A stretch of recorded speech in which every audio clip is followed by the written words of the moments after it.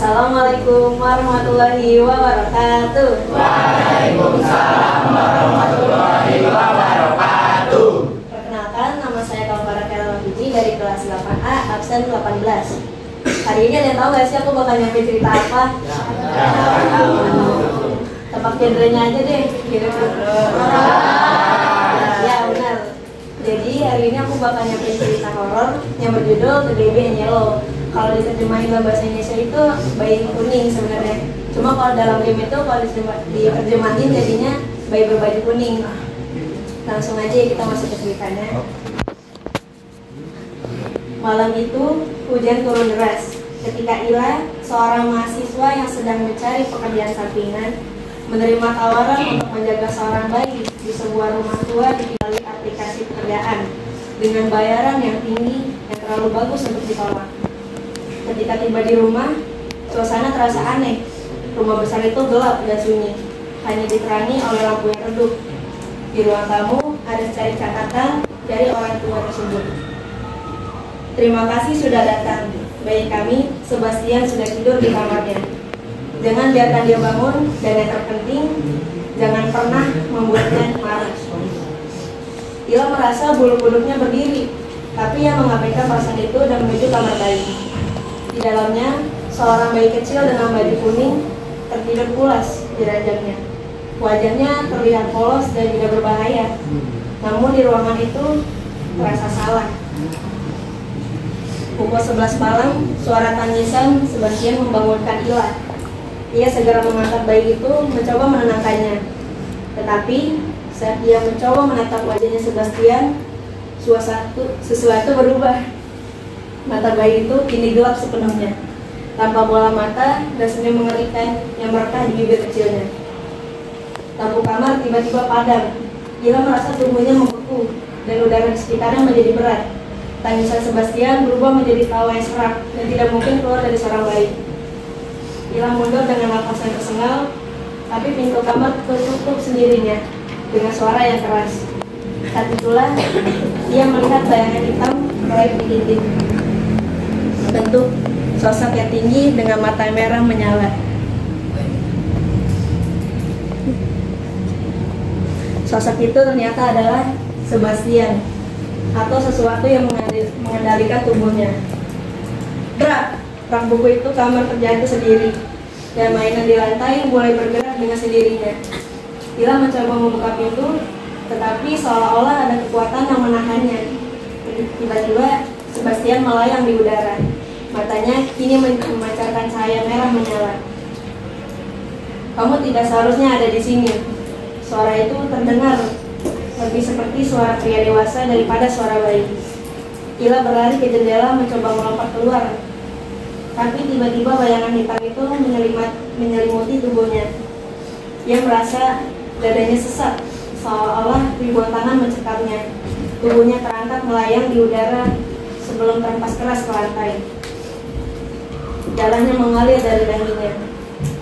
Ia mencoba merangkak pergi, tetapi sesuatu yang tak terlihat mencengkam kakinya dan menyeretnya kembali ke tengah ruangan.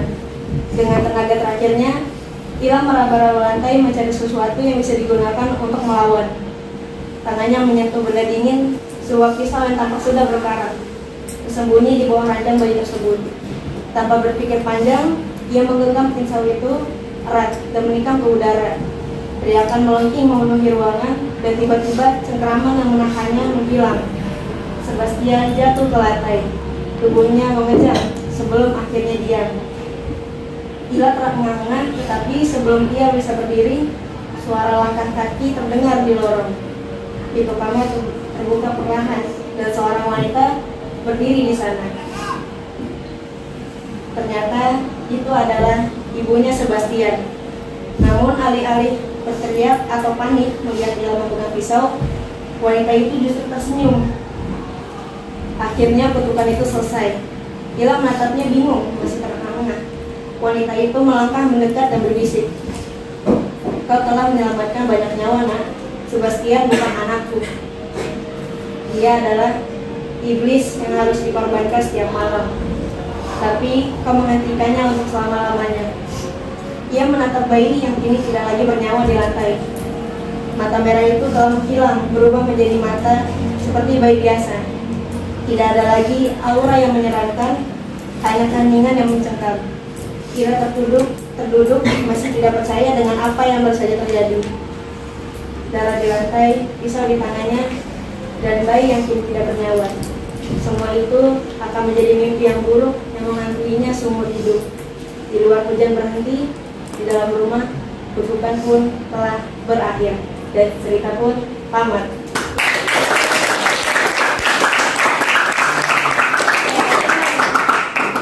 Kalian yang dengar ceritanya ada yang tiba-tiba, kayaknya seru banget ya. Bayangin kalian ngurusin bayi iblis. Apa kalian gak ketakutan gitu? Apalagi sampai berdarah-darah dan ini kalian takut gak sih kayak gitu? Oke, sekarang begini, yang membuat cerita nunjuk temannya, kasih pertanyaan. Terus kalau sudah selesai, gantian yang mendengar bertanya. Yuk silakan bertanya, tunjuk aja siapa. Bebas dulu, tunjuk, dia berdiri, kamu kasih pertanyaan. Ayo. Yang bertanya yang saya tunjuk. Iya, iya. Ozan Ramadan. Ya, berdiri. Ya. Aku mau nanya, cerita di akhirnya itu bayinya tetap hidup atau mati? Mati. Benar-benar jawabannya. Ya, tepuk tangan. Sudah, sekarang pendengar dikasih kesempatan bertanya. Yuk, gerakannya cepat. Ayo, siapapun boleh bertanya. Yuk, Kalvara simak. Tapi dia keluar dari Iya, nggak apa-apa, pertanyaan mah boleh. kan tadi kamu cerita dari horor gitu kan. Tujuan kamu buat cerita horor itu. Ya, boleh duduk. Mewakili teman-temannya. Ya, ini kan membuat cerita horor. Sebenarnya maksudnya apa gitu ya? Iya, yuk. Terima kasih Rizka atas pertanyaannya. Tadi Rizka nanya tujuan aku pilih cerita genre horornya apa sih? Jadi yang pertama itu aku tertarik buat bikin cerita horor itu kan karena biasanya orang-orang kan pada suka ya cerita horor gitu. Biasanya kalau misalnya ada film baru nih, film baru horor pasti pada, lu pengen nonton gak sih gitu? Biasanya kan pada kayak gitu, benar nggak? Terus yang kedua, supaya nanti kalian pas dengar cerita aku itu bisa ngebayangin gitu. Oh jadi si bayinya itu matanya merah ya, berarti semuanya merah, gak ada bola matanya gitu.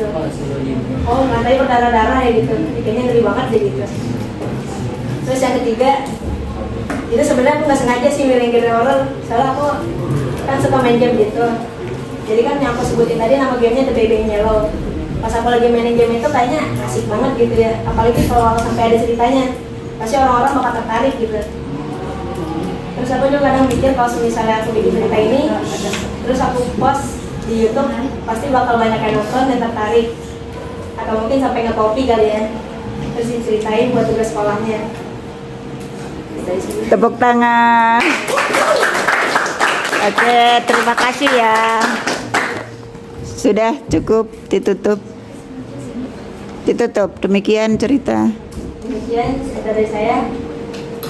Assalamualaikum warahmatullahi wabarakatuh. Waalaikumsalam warahmatullahi wabarakatuh.